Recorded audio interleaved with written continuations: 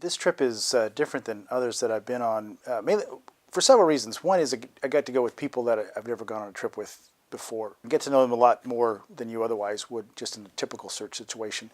For example, Kristen Newell.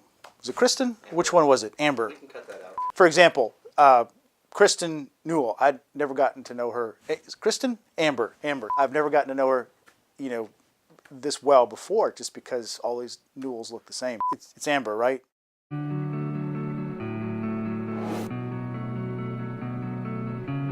When you show up and you get off the plane, it's a desperate place, and you feel that, and you think something terrible's happened, but you realize that's just Haiti.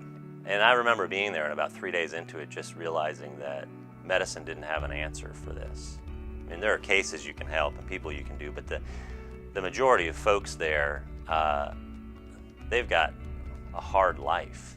But as a missionary there, I realized, man, the gospel has great power. And if I can be there as a gout doctor and people show up and come 2 miles or 10 miles or 20 miles to see a doctor from America, and while they're there, they get to hear the life-changing gospel, then to me, that's satisfying.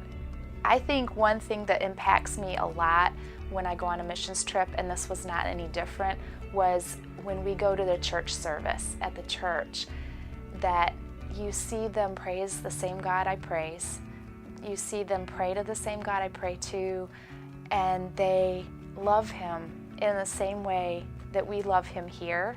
And it just really blows your mind to know that somebody way far away who speaks a different language than I do can love the same God that I love, and He loves them the same way that He loves me. Being able to serve the people of Haiti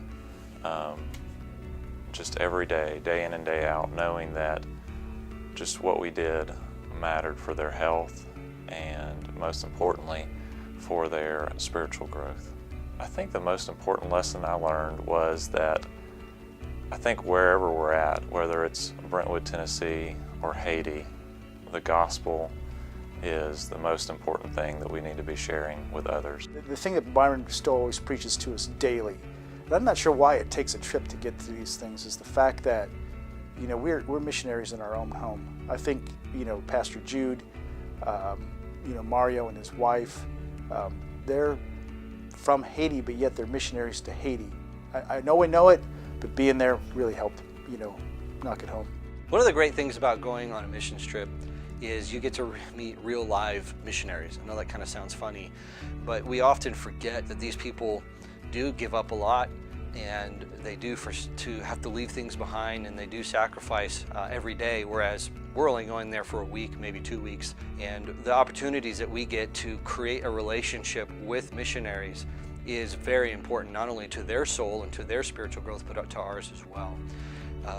Mario and Garlene Malivert were a couple of missionaries that we were able to meet and love on and be loved by when we were in Haiti, and it's been a great privilege to have them here this week and to encourage them and to be encouraged by them.